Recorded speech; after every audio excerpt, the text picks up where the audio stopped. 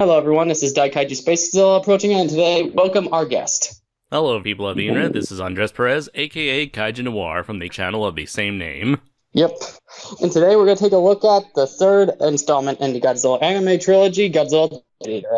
Starting with a non-spoiler, starting with the spoiler-free section, we'll be taking a look at the characters. Sakaki, played by Mamoru Miyano, I really liked him. He started off as this reckless hothead who was pretty much willing to do about anything to kill Godzilla to get his revenge, but he's grown from that, and when he was reckless, it made him seem more human. He not only lost his parents to Godzilla, but his whole planet. Then he lost his adopted father, so for him to be angry to the point of being reckless, I very much understand that. Of course, he needed to progress from that, which in my personal opinion, he most definitely did. And sitting on the edge of battle, he became far more calm, incredibly conflicted because his recklessness in Planet of the Monsters, in Planet of the Monsters, sorry, ended up biting him in the ass, which we'll get into that in the spoiler section. He's no longer reckless, and he's no longer wanting Godzilla dead for his own selfish needs. He's now doing it for the sake of humanity. In Planet Eater, due to something tragic that happened in City on the Edge of Battle, he's now even more conflicted and even depressed at this point, and I actually can feel his pain. This is a man who lost everything, and to make matters worse, some of the bad things that happened to him only happened because of his recklessness, which makes me sympathize with him even more because it's only human to regret things more when it's our fault. Some people might think that makes him hard to feel for, but I think it makes him more human. He was young and wanted revenge, so he didn't think of the consequences until they happened. He made a mistake and made up for it, so I can sympathize with him even more because of that, and even the stuff that wasn't his fault, I still really feel for him on that too. To show that he's no longer reckless and sitting on the edge of battle, he even distracts Godzilla Earth to save others so others could escape. In Planet Eater, he's pretty much doing everything he can to save humanity. He still hates Godzilla, but he's no longer a hothead and actually cares about humanity. He even makes a completely selfless decision at the end of the movie, which we'll get into in the spoiler section. Anyway, many didn't like how he's very conflicted and depressed in this one, but honestly, I think that makes him feel more human. He's not like Shinji Ikari from Evangelion either. Shinji was weak, though it was understandable why he's weak, but that's besides the point. Haruo is always willing to fight and defend humanity. He never rolls up into a ball and cries. He's still badass in my opinion. I just think he's a very human badass. Mamoru Miyano was once again fantastic as Haruo. Throughout this trilogy, he was able to express anger by yelling and showing aggression, and he's able to show us his sadness. His cries felt very real and actually pulled at my heartstrings. He really put lots of emotion into his performance. As always, I really love this actor. Now, your thoughts on Haruo from how he progressed in this trilogy? Personally, I always found Haruo to be a very boring and one-note character. I mean, I like the very premise of a character who has been screwed over by Godzilla, who has been through the gutter, has been through the trenches of anger, depression, and seeking revenge and all that stuff. However, it's something that we've seen a million times before, not just in anime, but in a lot of revenge-driven storylines. I mean, this goes all the way back to stuff like Herman Melville's Moby Dick, where instead of a whale, now you got a giant tree-looking dinosaur. Previous Godzilla films. Yeah, and even so, within the Godzilla franchise itself, we've also had more characters that have had these sort of personal vendettas against Godzilla. What comes to mind is Yuki from Godzilla vs. Space Godzilla, or the main protagonist from the comic book series Godzilla: The Half-Century War, which I personally found those two I heard characters. good things about that. Oh yeah, I totally recommend it. And personally, I think that those characters are much better handled than anything we've seen in all three films of Haruo. Mainly because he's such like I mentioned, he's one-note character. He's constantly angry, constantly pissed off. And then for the second film, they try to tone that down, but they end up replacing it with a romance that comes out of nowhere that I had zero emotional investment in because it was so sloppy and poorly handled. And of course that romance leads to nothing because it's quickly abandoned in this third film. In this film, however, they do try to work some things out to make Haruo more interesting character, a more sympathetic one, especially when it comes to his interactions with Medphys, his interactions with the what I like to call blonde guy number 3, and with Miana and Mina. Although, again, things are so strange and iffy and very, how would I call it? Very vague with the twins. It's like, I'm not exactly sure what they're trying to do here, because they end up switching the twins here and there, and it's like, I often forget who's he supposed to have a relationship with whom. And, it's like, the best thing is definitely the relationship between Haruo and Medphys, in that Medphys is his, like, he sees him as his best friend, his confidant, the only person he can turn to, his emotional support, his rock, only to realize that Medphys was the villain the whole time, even though you could see it coming from a mile away, even back in the first film. And again, this is not a very new idea at all. I mean, stuff like this can go all the way back to, I don't know, maybe Jesus and Judas, with the whole my best friend betrayed me thing. Or, to use a more recent example, Akira and, why am I forgetting his name? Essentially Devilman and Satan from the Devilman manga. And I gotta read that someday. Totally, you should. And it's not so much a new thing now. It's that's not exactly the problem. I mean, there are tons of stories out there that borrow elements from other previous sources, and no one story is ever truly original. It's all just a matter of taking ideas and then presenting it in a new style or in a very interesting fashion. It's all about the execution. And here it's like, agreed there, yes. The ideas are interesting, but nothing ever really captured my interest. It's like, this is the best Haruo has ever been written. I just wish it didn't take us 3 films for us to get to this point.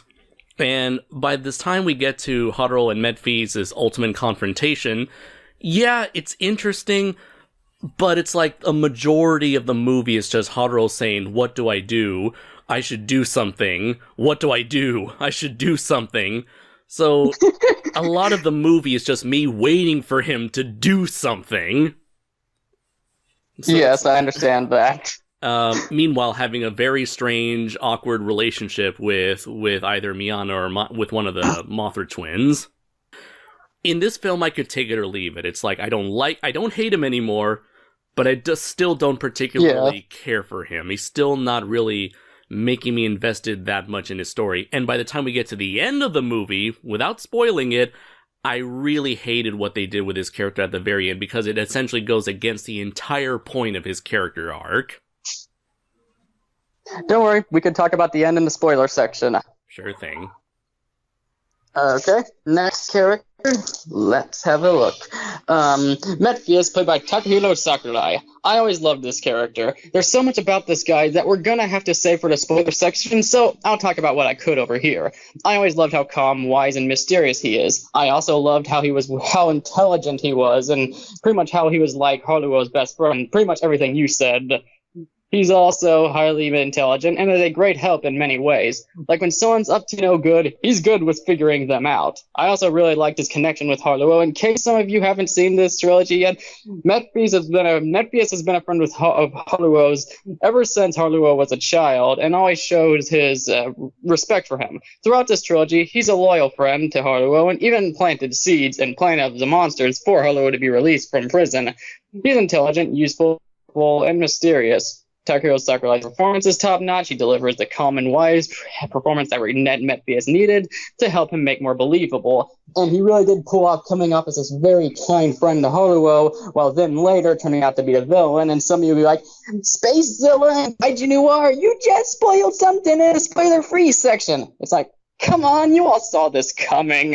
Am I right? Yep. That's all I can really say about Medphys in the spoiler-free section, since there's a lot that we can learn about him that'll need to be said for the spoiler section. Anyway, what do you have to say about Medphys? Metphis has definitely been the best character from the very get-go. Yeah, you can tell that he was going to eventually betray Haruo and the humans sooner or later. He's always got cryptic dialogue. He always has this sort of mysterious aura about him. But you were still very interested in where it was going to go. For the first movie, he did provide a bit of interesting dialogue, some lore. He's the only really confidant for Haruo to really interact with the first movie. With the second movie, he was virtually absent from the entire film. And for the third movie, yeah, you finally see what his ultimate plan was.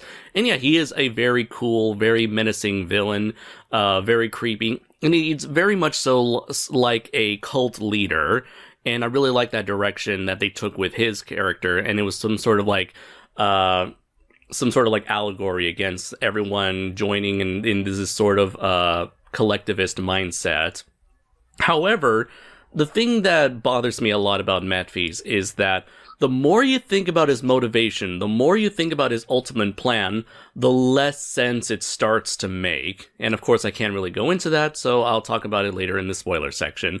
But yeah, it's like, throughout the movie, when you're watching the movie, it's cool, but after the movie, you're like, wait a minute, why did he do all of this again? And I'll leave it at that. Oh, okay.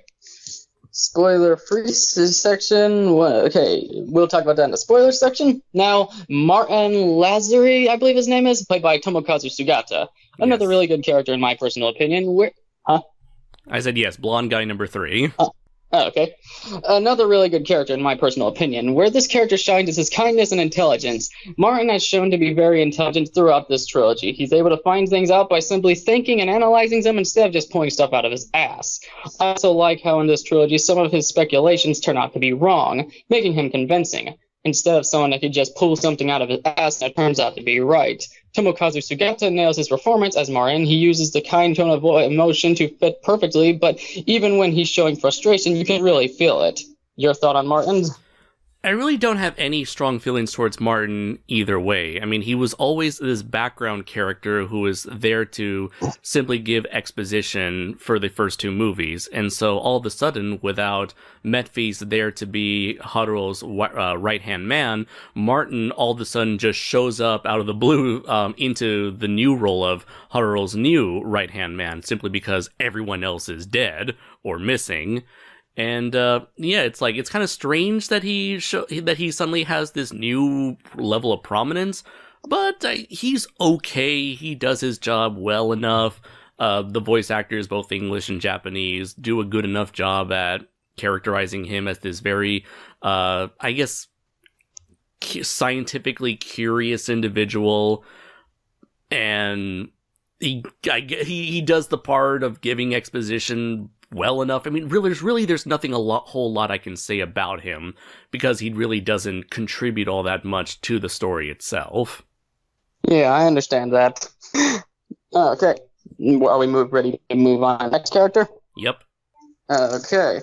Next character. Mina and Miyana. Mina played by Rina Yuda, and Miyana played by Ari Ozawa.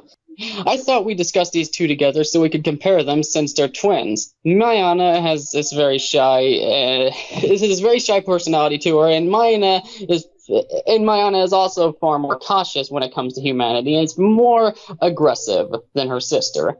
But as this trilogy went on, she's grown from that. Since she started spending time with Haruo, she's become far more trusting and caring for the humans. As for Miyana, she's really kind and happy, while also really curious about humans. She wants to understand more, while her sister kept more of her distance at first. Both Rina Yuda's and Ari Ozawa's performances are top-notch, and both really do a great job at playing these similar but yet different characters. The relationship with Haruo made for a heartwarming friendship. Haruo was kind to them, they helped him, and we had lots of moments for you could say a cute friendship. But when they try to bring a sexual relationship towards it, that's when I felt that needed more time. It felt forced into me, like it just comes out of nowhere. I made for a heartwarming friendship, but a very rushed sexual relationship to me. I need a little more time for that. Your thoughts? Well, I like these two. Both great performances. I do like the idea of the Hotawa, and I only wish that the Miana, Mina, and their whole entire race of people had more time to be fleshed out during the second and third movies. However, it was nice to see Miana and Mina back again, and in a somewhat more prominent role this time around. I did like the idea how one twin is the more nicer, more social one, the other one is more aggressive, more cautious, one more ready to fight. However, during this time, you mentioned that they try to change Mina or the aggressive one's character into being more of a nicer one and having a budding relationship with Haruo. However, it doesn't really make any sense to me because it seemed like the nice twin was seemingly going in that direction with Haruo either way. And so by having both of them suddenly turn into nice personalities, it suddenly it gets harder and harder to tell the difference between the two when both of them now share the exact same personality, when I thought them having opposite personalities was what made them unique in the first place. Now it just makes every scene with them very awkward and confusing, because now you're like, wait a minute, who is Haruo in a sexual relationship with? Why is he talking to one twin, but he's having a relationship with another twin? Wait, what's going on here? Exactly, it gets confusing. Yeah, so I just like, again, very good idea for a pair of characters, but just poor execution that could have been done with a few rewrites here and there. Yeah. Next character? Yeah. Okay. As for the characters, I think we should go on to, let me look up his name. It's Yuki Kaji's character. I really liked how he did start off very kind, as though he didn't do too much in this trilogy. Yuki Kaji's performance was top-notch. He did the amount of emotion that was needed for this character. And as for the personality of him, I do like how he started off kind, but then he got brainwashed to turn into this pretty much Bible-thumping-like person, though instead of Christianity, it's King Ghidorah, because he isn't aware of it. And I think it had a very good theme to it. What's your thoughts? Again, Adam is another boring character in this franchise that I had no strong opinions towards. He left like zero impact on me for the first two movies, which is why I always refer to him as Blonde Guy number 2. And so having him become this like religious fanatic, someone who is there to simply play the victim role in Metvi's grand scheme, was an interesting twist there. However, during that point I was like, oh, there goes another boring character who's getting killed off. Yay. I know that feel. So yeah, I really didn't care about him, but his death was cool. I'll give him that. Yeah. Congratulations, Adam. You died good. Yeah. I liked him, but I do think he could have done more, therefore I don't really have too much to say about him, because he didn't do too much. Okay, now let's talk about Ghidorah. This incarnation of Ghidorah is one of my favorites. He's unique, powerful, godly, and even Lovecraftian. His backstory is interesting. I found his abilities to be awesome, and he gave Godzilla a huge challenge. This is hands down the most powerful King Ghidorah yet. He's literally a god that has the ability to come to Earth in a metaphysical form, and he doesn't have to go by this universe's rules. He can do whatever he wants, while everything else is severely everything else is severely struggling when they fight him, because they can't do nothing to Ghidorah. His design was excellent. He was still a golden three-headed dragon with a serpent look to him. Like the previous incarnations, Ghidorah always had a serpent-like look to his 3 heads, except this one has a bit of a crocodilian and a plant look to him too. He looks very strange, but he looks similar enough to still be Ghidorah. I also really loved his roars. They were intimidating, badass, and the Lovecraftian influence was fucking beautiful. This is what I'd expect from a King Ghidorah from H.P. Lovecraft himself, which is awesome. He's very strange with his design, ability, story, and roar. He's also treated like a Lovecraftian god. I love this Ghidorah. What's your thoughts on him? At first, I thought it was very strange for the creators to reinvent Ghidorah in this fashion. For the longest time, I always just called him the big glowing danger noodle. And I wasn't exactly sure how they were going to present this version of Ghidorah and whether or not he would still act like Ghidorah. After all, I hated what they did to Mechagodzilla in the second movie, and I ended up being disappointed by what they did with Godzilla, or Plantzilla, where they had this interesting idea for a plant-looking Godzilla, but they really did nothing with Godzilla's redesign. So what was the entire point of even making him a plant if they were, doing nothing with him character-wise or origin-wise or anything like that, or power-wise, anything like that? And so I was pleasantly surprised by how well Ghidorah came off in this movie. I did like that he had this very threatening, I don't know how you would describe this, but I guess a threatening ambiance to him. He was very menacing. He did the job well as this, ethereal being of spectral energy that could not be even comprehended by modern technology, or in this case, futuristic technology. And, despite the fact that we never see a full body version of him, he did somewhat looked recognizably enough like Ghidorah in that he has 3 serpentine heads. And I did like the approach to make him look more alien-like, with the multiple eyes and the spiky, almost tapeworm-like jaws and spiky skin texture. And it felt like one of those compromises where I've noticed throughout this entire trilogy, there were many budgetary setbacks. There were a lot of cheap shortcuts to make the movie as least as inexpensive as possible. You see a lot of characters with the same character. Everyone's wearing the same, essentially everyone is wearing the same uniform. You see a lot of copy and pasted character models everywhere. They're always walking around or standing in the same 3 or 4 environments all the time. Godzilla himself basically has one single plant texture all throughout his body, and they use that same plant texture for the rest of the monsters or the rest of the animals on the planet, and as well as the plants. So there's a lot of reused assets used throughout the movie. And so I feel like Ghidorah is the only good example of them being able to be cheap, but at the same time smart with their budget.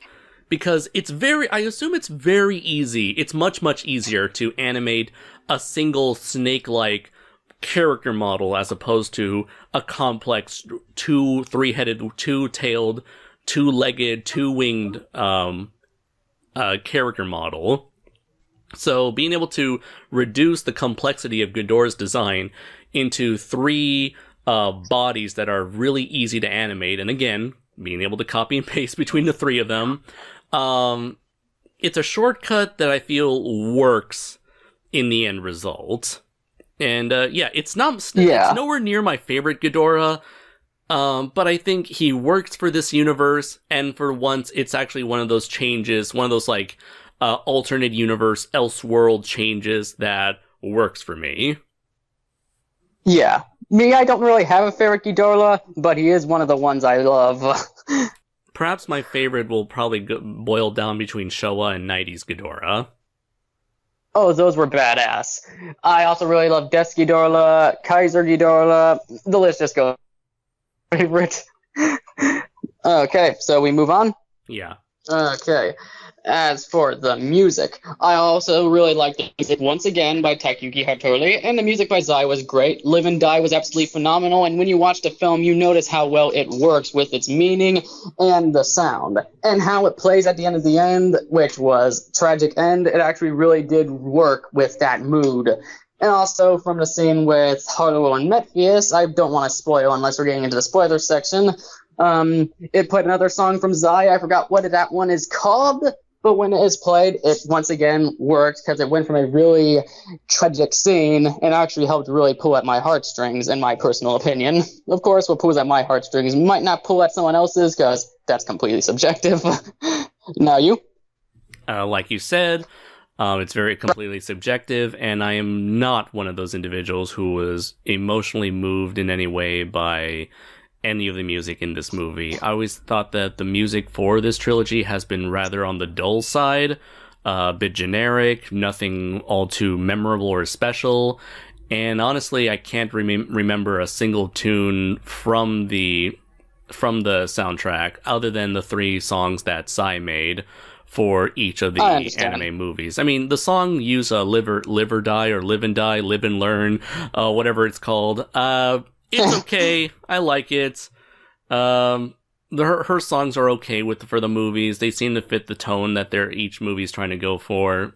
But yeah, it's like it's merely passable for me. To each their own. Oh, there was actually 4 tracks, though. You had 1 track for each film, and you also had the track that played during the tragic scene during Haruo and Metphius. Then there was the end with Live and Die. Okay. Just pointing that out. All right, thanks. Okay. So before we get into the spoiler section, we're going to get to our final verdicts. Is that okay? Sure thing. Okay. Final verdict. I really enjoyed Planet Eater. The Trilogy Planet of Monsters, I felt, did a great job of building up by introducing us to our 3 characters, getting us into their backstories, their motivations, and giving us a twist with Godzilla and building up excitement. While sitting on the edge of battle, did a great job at progressing the characters and building her up to Planet Eater and giving, once again, more excitement with Godzilla and building up for King Ghidorah. And it did a great job with character development while also creating dramatic feels for me at the end. While having it where at the next film, it was like, come on, I want to see it end well. And I just really enjoyed it. The music he had totally in each film is excellent. And here, once again, I felt he did great. I also really liked to check with Godzilla and King Ghidorah. Oh, and for speaking of it, for Godzilla and King Ghidorah, would you also able to mention the fight in your final verdict, too, since we forgot to get onto that? I hated the fight. When it comes to the fight, I understand why some hate it. Like, when they played that song, I'll get to that song soon, but how the fight worked, I liked how they did the build-up of Ghidorah coming down to Earth, Godzilla waking up, they do a showdown, Godzilla blasts him with his atomic breath, doesn't work, Ghidorah goes at him, Godzilla hits him, can't get through him, then we get to a fight where Godzilla can't exactly hit him, but Ghidorah can, creating something interesting. And then they do that for 30 whole minutes. Yeah, I do feel a fight does go on for too long. And I like how at the end of... but what I do like, I like the mythology to it. And then once the thing goes on where Godzilla can touch him, it's like, hell yeah. And getting onto the song part that I'd like to mention, so it might not work for... this battle will not work for everyone. I understand why it would not. Like, I feel like it did go too long, but I really like the mythology to it. But one thing one of the things I really like about was the mythology, the build-up, and when Godzilla was finally able to touch him again was fucking badass of how he's able to just... And I like how he uses atomic breath on him at the end. And the song that played during it, some might feel didn't work since it wasn't very upbeat, but I think it worked for what was going on around the fight with Haruo and Metphius, because there was a lot of drama going on with it, so I thought it worked. But once again, I would definitely understand why this fight doesn't work for some, and I do feel the fight does go on for too long, but overall it worked for me. And the movie overall, I think, was great. The story was interesting throughout this trilogy of how it progressed. This film, I think, did a great job at concluding it. The exposition will definitely hurt it for some. Me, I didn't mind the exposition since it didn't feel like they were explaining it to us. It felt like they were explaining it to the characters for me. But I do feel like that type of pacing would turn off many, and it has, and I completely understand that. And I found this trilogy interesting throughout, and the ending left me very sad, which I'm one of the people that could I take all types of endings, it matters on execution, and I felt the ending was executed well, and it did pull at my heartstrings. And anyway, with that being said, I love The Planet Eater, a satisfying conclusion to this excellent trilogy, in my personal opinion. So I'm going to rate it the same I gave the last film, a 10 out of 10. My real only problem with it is mild nitpicks. Like, I do feel that the relationship with Haruo and Mina and Miyana was good friendship, but a bad sexual relationship. And there were some other things here and there I didn't like, but overall, I loved it. Now you? Godzilla the Planet Eater's the worst thing since my son. No, not Ryan Johnson. But my other son, Kobun Shizuno. Okay, all kidding aside with the Red Letter Media references, yeah, I could take the Godzilla anime trilogy has been one big disappointment for me, simply because I feel like so much more could have been done with the ideas presented in this movie series, with the idea of a post-apocalyptic monster-dominated world, humans collaborating with alien species that are homages to past Godzilla villains.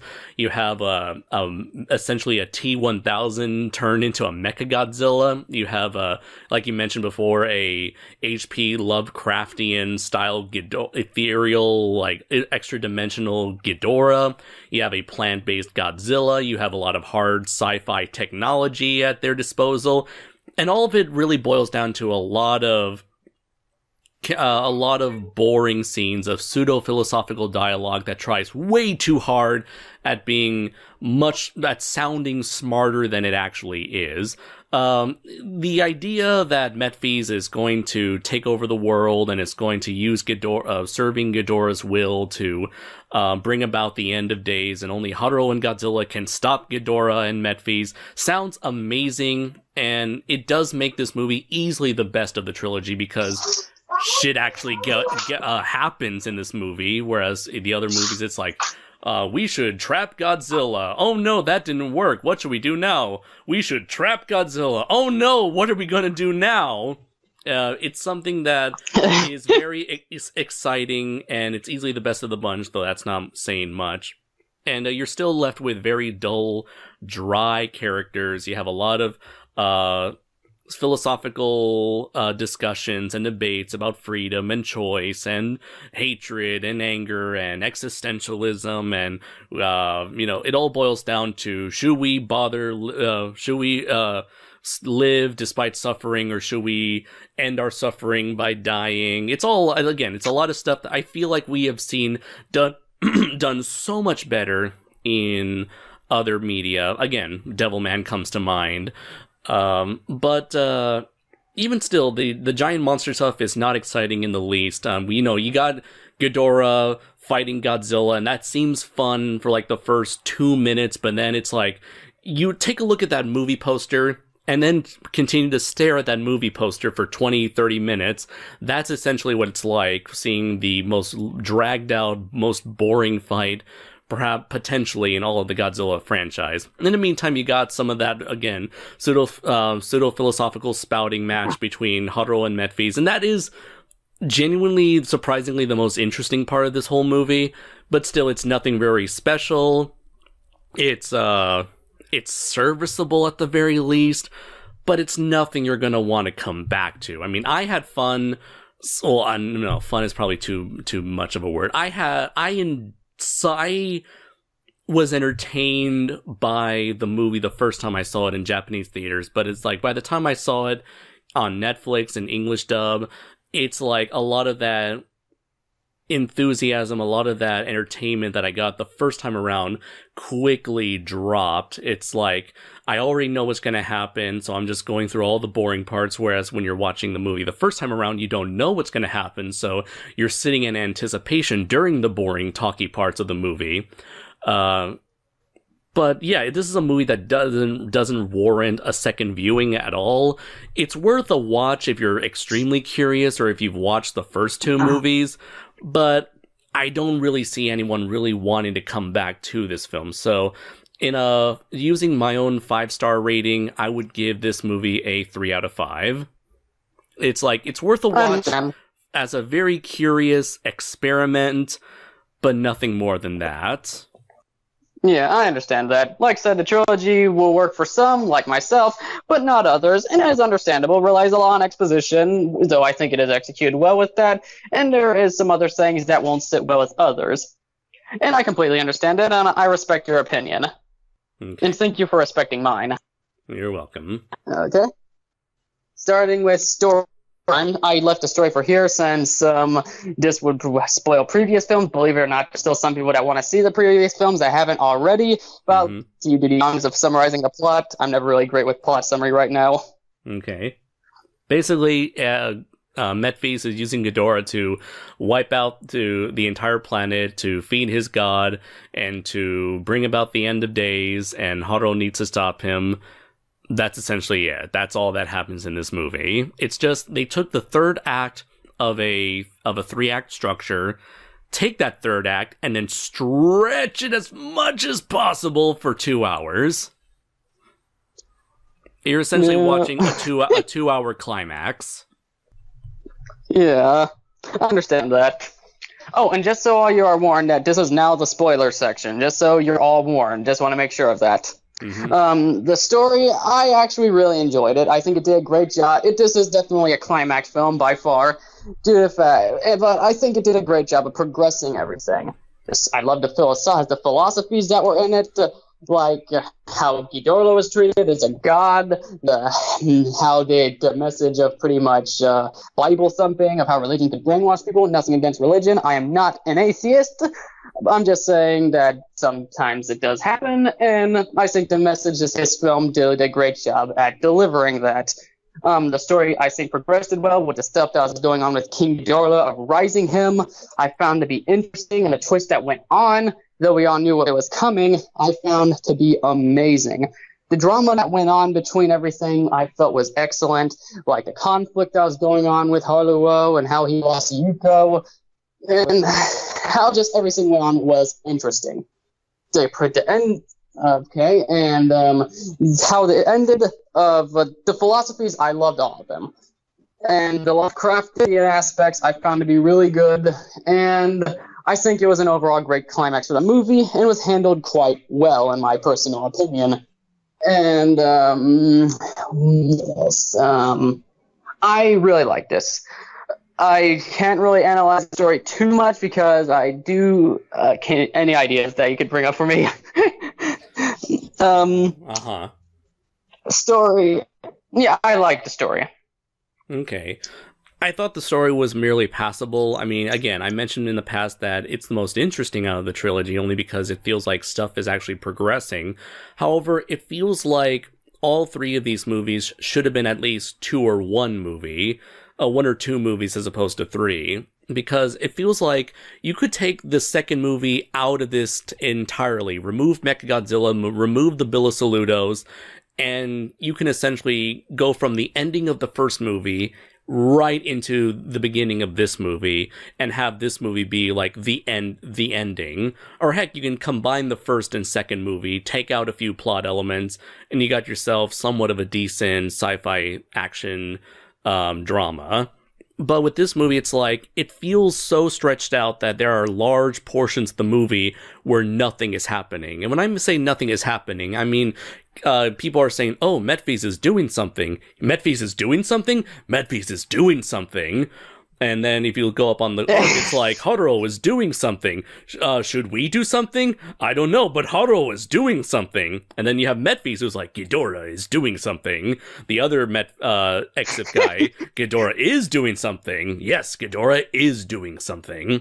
And then when Ghidorah's back, it's like, you got more people talking. It's like, oh no, Ghidorah's doing a thing.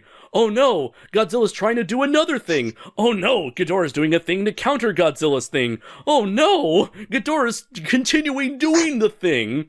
And then when you get to Haruo and Metphis, Metphis is like, you should kill yourself. And humans should, we all should kill ourselves because life is meaningless. And Haruo's like, no, it isn't. Life is good. And then Metphis is like, no, you're wrong. And then Haruo is like, no, you're wrong. And Metphis is like, no, you're wrong. And I just basically pretty much an argument. Yeah, and then like, we got the twins who are like, you should continue fighting. Haruo, why should I continue fighting?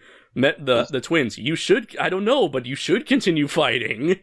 It's like, it's such a repetitive dialogue throughout the entire movie. It's like, I was on the verge, like, when I was watching this movie the second time with my buddy, Matt Danium, he and I were struggling so hard to stay awake during this movie, just because nothing was happening. And by the time Ghidorah came out, and he was fighting Godzilla, it's like, oh, okay, it looks like this is the climax. Wait.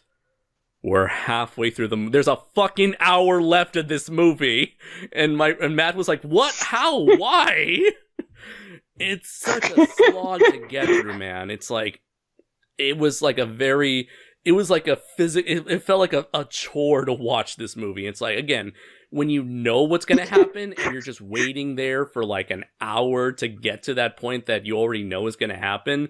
This is exactly why the movie doesn't work on repeat viewings. It's like, it's easily one of the biggest slogs, one of the biggest chores I had to get through, man. And it's like, it's all down to pacing. This movie has some of the worst pacing I have seen in a while. And like, again, I don't care about the characters. I don't care about the pseudo-philosophical dialogue. None of that, all their like messages about religion and existentialism, all of that interesting, potentially interesting, themes and all those interesting thematic ideas and themes, all of those don't mean squat if your story isn't strong enough to support it. I mean, this is exactly an example of when you focus on the message more than the actual story itself. When you focus so much on like telling a message to the audience is not going to care if the story itself doesn't work. And like I mentioned before, I think the characters are underwritten. The story, the pacing is excruciating. A lot of the sci-fi elements are really underutilized. The kaiju part, which I'm sure is like the most appealing part, the thing that distinguishes it from other sci-fi dramas, is toned down significantly.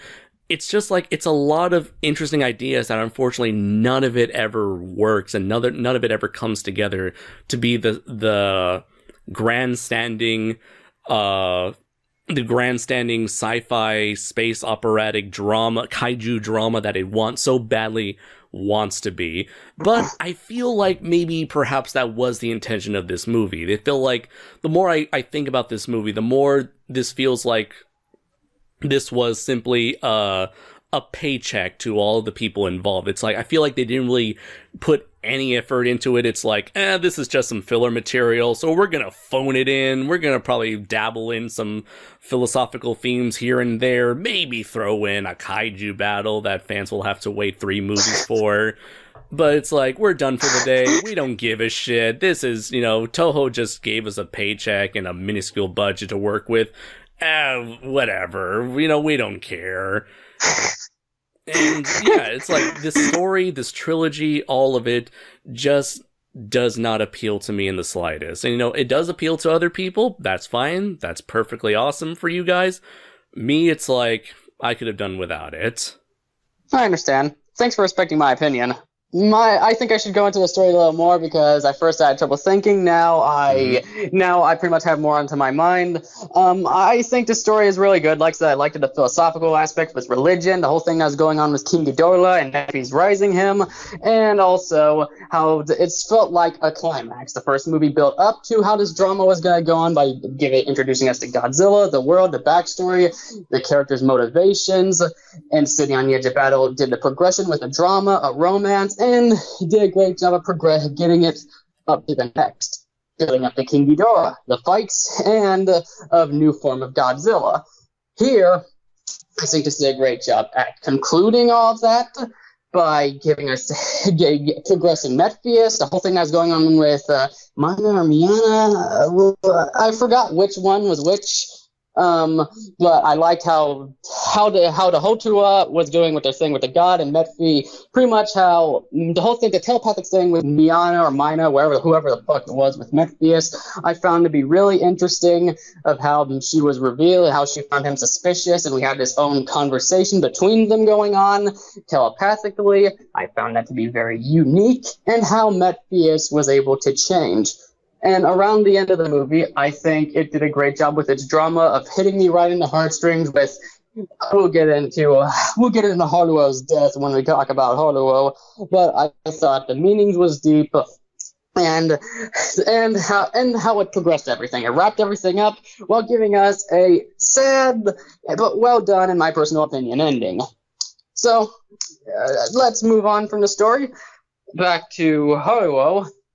Haruo, once again, like I said, he was a very conflicted character, and here, as he killed himself, I really did feel for him, because what he did, he did a thing to save humanity, because his relationship with Metphius I found to be great, because how he was revealing him and how Metphius was able to manipulate him, I really felt for Haruo. And as he killed himself at the end of the movie, of Metphius telling him that Ghidorah will be back, Haruo did the right thing. He had a hatred, yet he wasn't reckless anymore.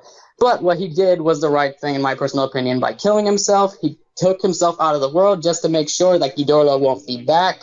And though it did cause someone else to get hatred towards Godzilla, he did do the right thing. But there is one thing he did that did not sit with me. What he did with Yuko. I have kind of mixed feelings on this, because due to the fact is, since he had the idea that if she would get back up, she'd probably have a hatred towards him too, so what he did was get rid of the problem. But at the same time, this doesn't have anything to do with the execution. Something just did not feel right about him taking her without her consent and Godzilla just blasting them both down. What he did was selfless and was well executed, in my personal opinion. But just something about that, I don't know, man. It just felt wrong. But overall, I like the pacing of the story. Did a great job at concluding everything, giving us interesting philosophies. The characters I liked throughout the trilogy were interesting. So yeah, I liked Haruo. Now, your thoughts on Haruo in the spoiler section? I like the idea that what they were going with. It seemed like they were trying to. This was from the very get-go. This was supposed to be a story of Haruo acting sort of like going on a redemption arc. You know, obviously he is filled with a lot of anger, a lot of hatred, blinded by rage, and so you think by the end that he would try to come to a point in his life where he realizes that this is a self-destructive path, that if I continue to take this, I might plunge the whole world in darkness because of me. It's one of the few ideas I liked what they did, that it seemed like they were trying to go with in the second movie, where it seemed like Yuko, his love interest, was sort of following in his footsteps. And as a result, she ends up dying by following the same methods that he was taking, and this would send him on this sort of downward spiral.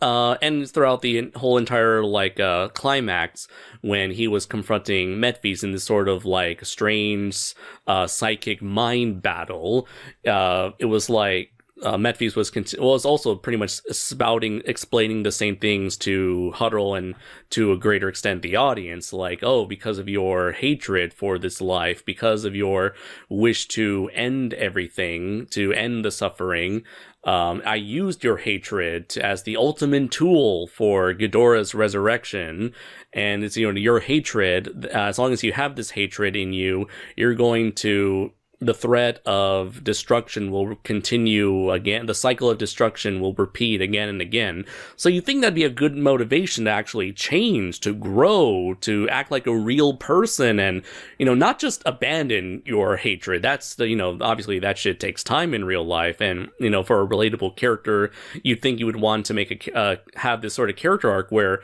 by becoming a father with one of the twins, that, starting a family with one of the twins, you think he would want to guide humanity and tell humanity, don't follow in my footsteps. But no, instead he kills himself because he's too much of a little, excuse my language, he's too much of a little bitch to get over himself. He ends up killing himself, and people worship him as a god. So more than likely someone's going to follow in his footsteps, and the cycle will repeat all over again. Again, it's like, what is this movie? What is this movie trying to say? If you have problems, don't bother trying to improve yourself, just kill yourself. And also, he's got a kid on the way. He's gonna leave the kid fatherless. It's like, again, this is one of those moments where, like, the more I think about it, the worse it gets for me. And that's why Haruo's ultimate character arc is a complete joke to me. I have no respect for Haruo for taking the easy way out. I don't see it as a noble sacrifice, because the movie itself does not present it itself as, like, the only option. Like, there are plenty of heroic sacrifices out there. From the get-go, I can think of, like, say, Dragon Ball Z, when Goku has to sacrifice himself to save the planet from a self-destructing cell. I can think of, let's see, It's probably JoJo's Bizarre Adventure Part 1, when Jonathan Joestar had to kill himself in order to ensure that Dio will never come back again, even though that failed in Part 3. There are tons of heroic sacrifices, but a heroic sacrifice has to work if that is the only option available given to the character. And from the way the story is presented, it doesn't feel like that's the case. You know, it doesn't feel like Haruo's back was against the wall and this was the only option he was given. Rather, it felt like the way it presented itself, it felt like there were numerous other ways to fix it. I mean, you know, he could have taken Yuko and the Vulture mech and put it on autopilot. Again, we don't know if there is autopilot, but the movie never told us there's an autopilot function. Again, the movie is so vague with how everything works in this universe. It's like, it felt like there could have been a million other choices for Haruo to make other than the worst one. And I think that's why the ending is so incredibly sloppy. But again, given how much I dislike this trilogy, that feels par for the course. I understand. Like I said, I understand what you mean by his death, because he did take the easy way out and create more problems. But at the same time, I do understand it, because I do think that maybe, since it is difficult, maybe if he did try that, maybe it would be too late and Ghidorah would come back. But I do understand your point there. Okay, moving on to Metphius, the character that needed to be spoiler in the spoiler section. Well, I really like in the spoiler section. We're really going to talk about characters that really needed to be analyzed here. Wouldn't you agree, or nah? I agree. Really, there's really no other character worth talking about other than Haruo and Metphius for the spoiler section. Metphius, I really like him because, again, he was a friend of Haruo's ever since he was a kid. He was his best friend. He did everything for him. He was kind to him. Haruo was able to come to him when there was a lot going on. But Metphius turned around to be a manipulative prick who was pretty much, he caused a lot of destruction. He killed a lot of people, and he was able to bring Ghidorah, and he just wanted to bring Ghidorah to destruction and shit. But I did really like him. He worshipped Ghidorah. Ghidorah was his god, and I think it worked very well for the religious philosophical message of the film. And I also liked how he was very powerful, manipulative, and was able to have this spiritual conversation with Haruo and was following with his mind. And I like how the visuals and all that were handled in that, by the way. And it really worked. It's shown how intelligent and powerful he was, and how awesome his change was. And when he did do it, I really liked, though, he was still manipulative. And I also liked how he was Ghidorah, and like D-Man 1954 said in his video, in a sense, he's Ghidorah. And I felt that made him really interesting. And I also liked, though, he was manipulative to Haruo and caused a lot of destruction, he still sort of cared. Like when he died and he hugged him. Again, D-Man said this in his video, but it's something I need to be passed around in my personal opinion. And at that time, Hidden the Zai song played. I forgot the name of the song. I'm going to have to look it up. It really did pull at my heartstrings, and it easily could get a teardrop out of me, in my personal opinion. Metphius throughout the trilogy, I really liked his motive. And again, Takahiro Sakurai nailed him. And what do you think? Let's see. So essentially, Metphius is starting this sort of cult that is so that he can sacrifice this cult to Ghidorah in a way that's very similar to I think it was called the Heaven's Gate cult, where this person attempted to bring everybody to commit suicide in order to supposedly get a free ride into heaven. I like the parallels, and I like the idea of comparing and contrasting two very different extremes of religion. This movie doesn't feel pro-religion or anti-religion. Rather, it feels like the sort of like Metphius is the centerpiece for the how do you call it? A introspective look at the positives and negatives of religion. You have like the whole Mothra thing, the twins, I guess resembling like the good parts of religion, the idea of putting faith in others, relying on others to become stronger. Then you got like Ghidorah, where it's like you submit yourself completely, mind and body and will, to a singular entity.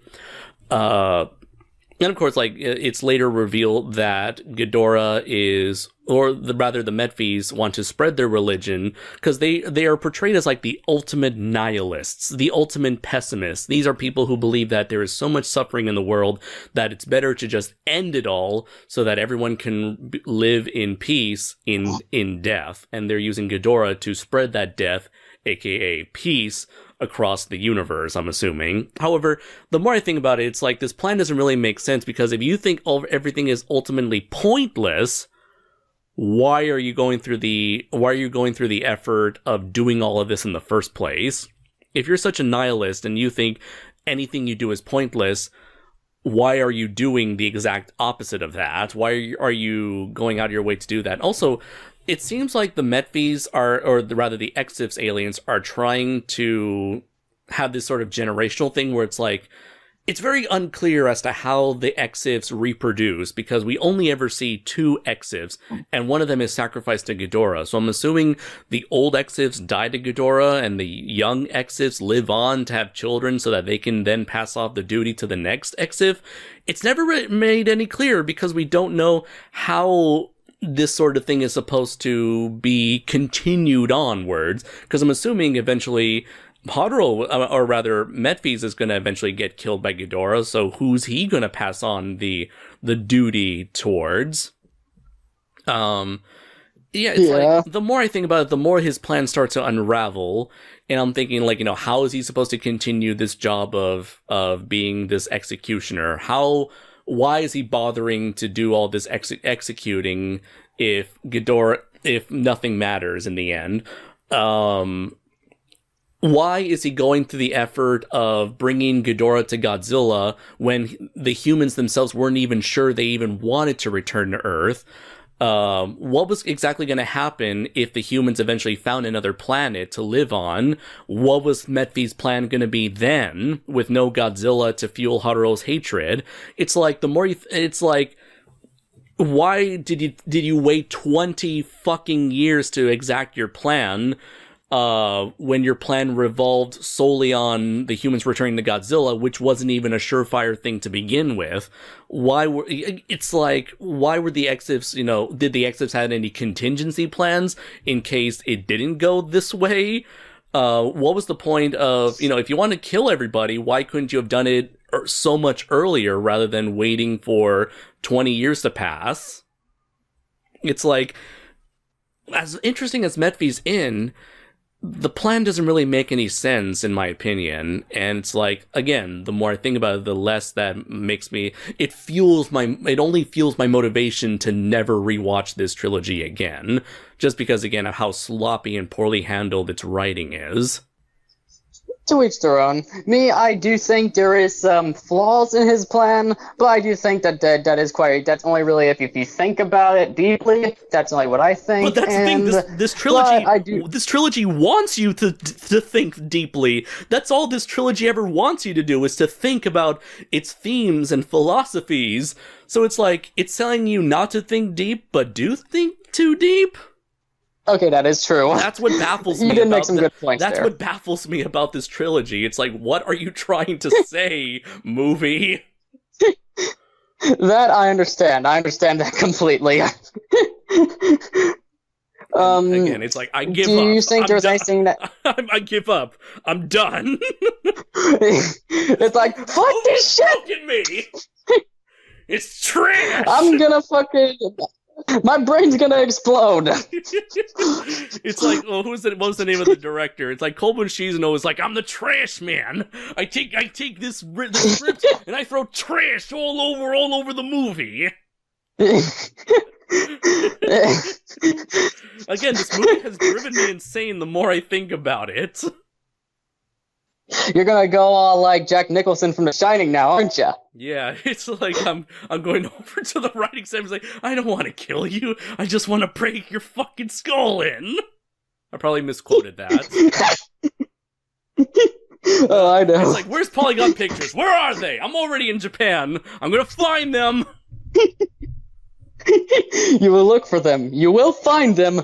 And you will kill them. No, I'll give him a firm talking to. I'm gonna shake my finger at them really, really hard. If you're like, listen here. Listen here, you.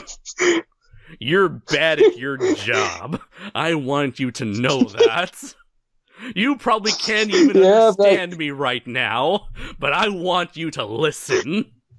Yeah, how dare you fucking make a movie and make me waste my money on it by just throwing Godzilla's name on it. I want my $18 back. Yeah. Anything else we should talk about, or no? I'm planning to add some announcements. Feel free to do some announcements of your own. You go first, please. You go first. Okay, so do some announcements. All joking aside, obviously, this is all just for fun, and I'm not really this. Oh yeah, I just play it up for laughs. Of course, I don't hate this trilogy. I don't hate the people involved. It's all for fun, and to bring things down to a more manageable level.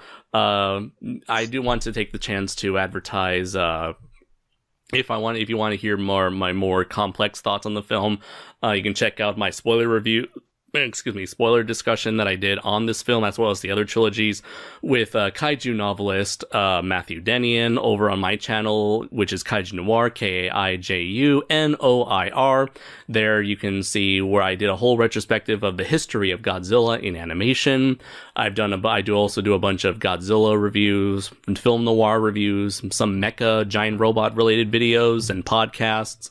I also wanted to take this time to pimp out advertise the Kaiju vs. Cancer charity that Matt and I started over about a year ago, where we raise money for St. Jude Children's Research Hospital, which is one of the biggest hospitals biggest research centers in relation to cancer.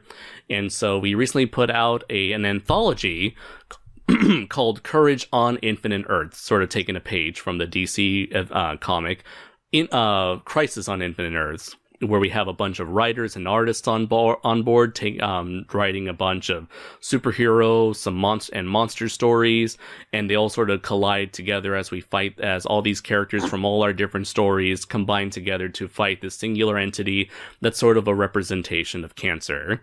It's available on Amazon.com. That is Courage on Infinite Earths, a Kaiju vs. Cancer anthology. And you can purchase the digital version on Kindle for about $3. You can purchase the physical version for about $40. I understand if that's a little bit too much for you, but that's exactly why we have the digital version right there for you guys. And let's see, and all proceeds will go towards our charity. Everything will go towards St. Jude Children's Children Research Hospital. Let's see, and if you want to keep up to date with any further campaigns that we may have as part of Kaiju vs. Cancer, you can follow the Kaiju vs. Cancer Facebook page. Okay, please support him. Also, if you have not subscribed to KaijuNoir, why? He is one of the best YouTubers out there, criminally underrated. He's popular for a kaiju YouTuber, but he deserves to be more than that. He's freaking amazing, and is one of the reasons why I'm even here. He's one who inspired me, and he helped give me motivation and helped get my channel off the ground, and I really am thankful for him with that. This dude's awesome and has a lot of stuff that you should really support. Subscribe to his channel, check out his awesome videos, even though I don't always agree with him, but what's the point? You don't always have to agree with people, am I right, Andres? Mm-hmm. Thanks, man. And also his projects. I'm highly supportive of his Kaiju vs. Cancer thing because 1, I love kaiju. 2, he's awesome. 3, and it's going against something called cancer. We all know somebody who has it, so it's a very important thing. Now, before I do my announcements, I just want to say, how dare you disagree with someone as awesome as me? Begone, demon!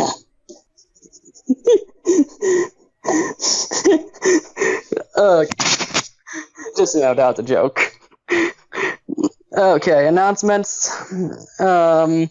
Announcements. I'm planning to do an upcoming review to a show called Garlo. I freaking loved it. If you have not watched it, buy the Blu-rays. It's on Blu-ray, DVD, High Dive, VRV. Yeah, that's what it's called. And it's just a really good show overall. I highly recommend it. A phenomenal tokusatsu series. So I'm planning to do that as my next review. Just so you all know, I may or may not do that. I'm just saying I'm planning to. But plans could change.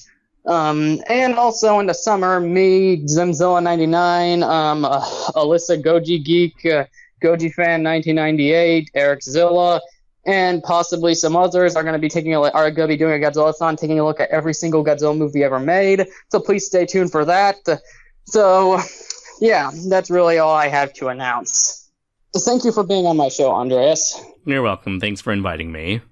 You're welcome. It was very fun doing this. It was an honor to have you here. Thank you very much. The pleasure is all mine. Okay. But yeah, me and Andreas once again disagreed on this trilogy, but it doesn't really matter. I think that made this more fun. Wouldn't you say, Andreas? Yes, I would agree. And I'd like to point out that I am aware that I did do some mumbling in this video. I'm sure you noticed that, Andreas. I did some mumbling here and there. No comment. Okay. But I do plan to improve that when I review it again with Zimzilla99 and all of them. I will have more experience and I will have seen this movie more than once. But here I did a few mumbles, but I hope I did the best I could, and I hope I did. But anyway, it was fun regardless, even though I did do a bit of mumbling here and there. Anyway, thank you all for watching. This is Kaiju Spacezilla leaving the building. Until next time, everybody, take care.